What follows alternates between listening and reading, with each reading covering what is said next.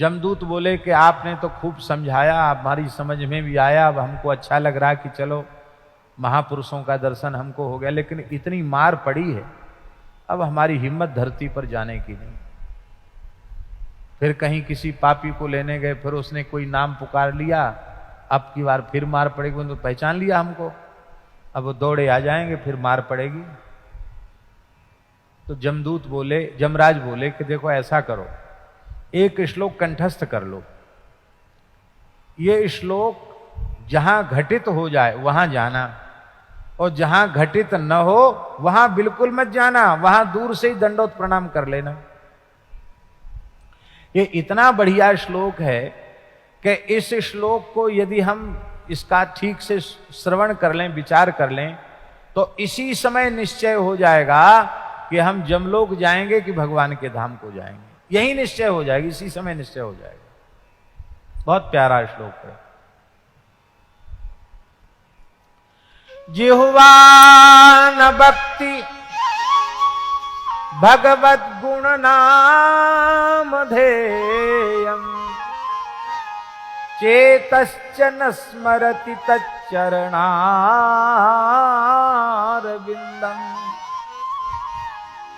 कृष्णाय नो नमति यच्छिर एकदापि तानानयध्वमसतो कृत विष्णु कृत्यान्।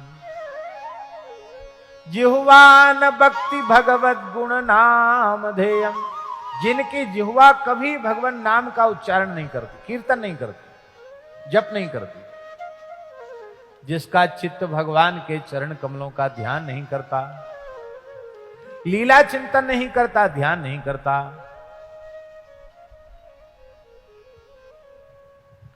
जिह्वा न भक्ति भगवत गुण नाम धेयम् चेतश्च न स्मरति तच्चरणारविन्दम् कृष्णाय नो नमति यच्छिर एकदापि। जो श्री कृष्ण के चरणों में एक बार भी ठीक से प्रणाम नहीं करता, तान आनयध्वम, उनको पकड़ पकड़ के लाओ, घसीट के लाओ। कौन? अकृत विष्णु कृत्यान, जो भारतवर्ष जैसे पवित्र देश में जन्म लेकर इस धरती पर मानव जन्म प्राप्त करके भी जो वैष्णव धर्म से विमुख हैं, जिनके मुख में नाम नहीं, मस्तक पर तिलक नहीं, गले में तुलसी नहीं, एकादशी, जन्माष्टमी, द्वादशी आदि का आदर नहीं करते, ऐसे जीवों को घसीट घसीट के ले आओ। जिनके मस्तक पर तिलक हो, गले में तुलसी हो, जिह्वा पर भगवान का नाम हो, मान लो उनसे कोई पाप बन गए तो भी हमारे अधिकार क्षेत्र से वो बाहर हैं। फौज में फौजी के द्वारा कोई अपराध बनता है तो लौकिक सामान्य अदालत उसको सजा नहीं सुनाती है, फौज की ही अदालत उसको सजा सुनाती है, फौज की अदालत ही सजा सुनाती है। इसका तात्पर्य क्या है? इसका तात्पर्य है कि आप राम जी की फौज में सम्मिलित हो गए, ठाकुर जी की फौज में सम्मिलित हो गए, तो आपसे कुछ गलती बनेगी तो सजा सुनाना, सजा देना या क्षमा कर देना, ये ठाकुर जी के अधिकार की बात हो गई, यमराज का अधिकार वहां नहीं रहा। भगवान है, भगवान चाहें तो कहो दूसरा तीसरा जन्म दे दें, जन्म दे के भी बुरा नहीं करते, क्योंकि जो भजन किया है वो भजन नष्ट नहीं होगा, वो भजन दूसरे जन्म में मिल जाएगा, फिर वहां से आगे बढ़ेगा। आहा, एक महात्मा थे, बहुत अच्छे महात्मा थे, सत्य घटना सुना रहे हैं आपको।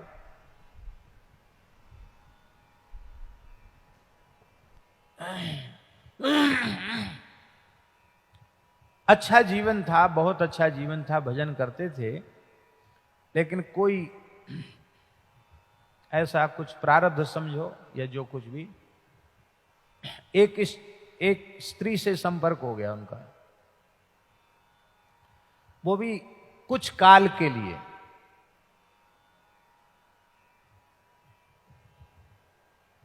तो यह एक प्रकार से स्खलन था। अपनी साधुता से वो नीचे गिरे,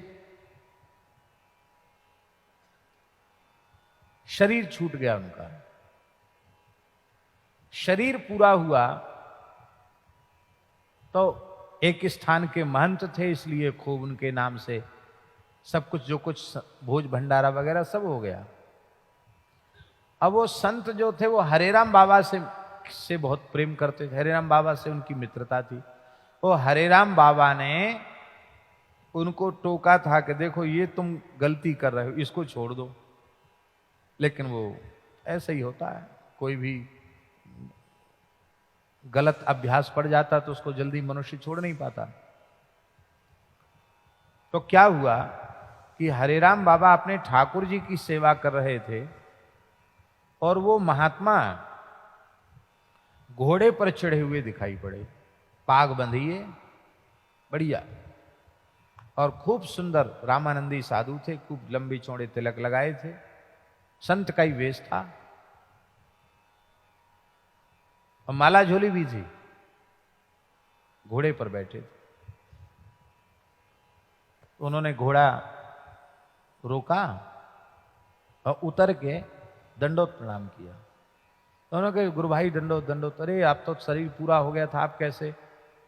उन्होंने कहा हाँ देखो ऐसा है, साधु वेश की महिमा क्या है, तिलक कंठी की महिमा क्या है, ये पहले तो समझ में नहीं आया, अब मरने के बाद समझ में आई ये बात। क्या? बोले हम शरीर छोड़ करके यमलोक नहीं गए। क्यों? क्योंकि यमलोक वे जाते हैं जो भगवान के शरण नहीं भये हैं। हम यमलोक तो नहीं गए, लेकिन हमको भैरव जी के दल में भेज दिया गया, तो हम काशी में रह रहे हैं इस समय। उन संत ने क्या कहा, हम काशी में रह रहे हैं और भैरव यातना हम सहन कर रहे हैं, भैरव यातना। पर एक बात, तो बाबा ने पूछा भैरव यातना, तो बोले यम यातना से भी भयंकर है भैरव यातना। लेकिन जहां भैरव जी पापियों को कठोर से कठोर दंड देते हैं, वो भैरव जी हमारा बहुत आदर करते हैं। हमको कहते तुम तो महात्मा हो, भजन करो, कुछ दिन हमारे पास रहो, कोई बात नहीं। हमको वहां कोई सजा वजा नहीं है, हम खूब माला फेरते हैं, खूब प्रसन्न है, हमें कोई कष्ट नहीं है। लेकिन इस बात की पीड़ा होती है कि हम श्री रघुनाथ जी के चरणों तक नहीं पहुंच पाए। तो यहां आप कैसे आए, कहां से आ रहे हो आप? तो महात्मा बोले कि भैरव जी विश्वनाथ जी की पूजा करते हैं, तो हम नंदन वन से फूल लेके आए, स्वर्ग तक, स्वर्ग से फूल लेके आए। तो बाबा बोले हमको दिखाओ, तो उन्हें पुष्प दिखाए।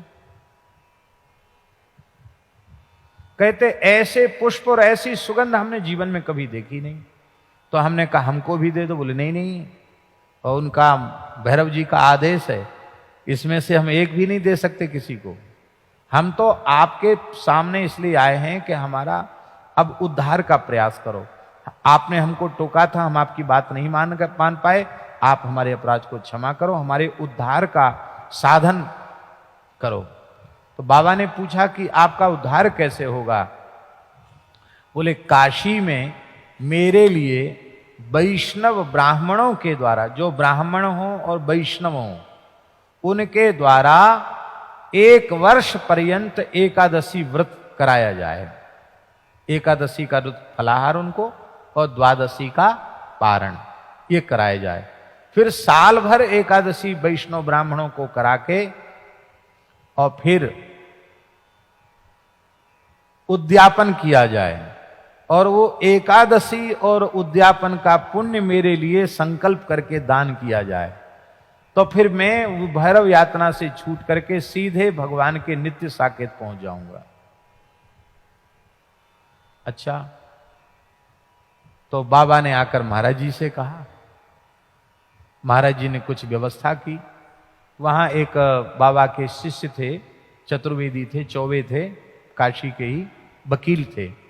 बाबा ने उनको कुछ पैसा दिया, कुछ उन्होंने भी सहयोग किया और व्यवस्था की गई।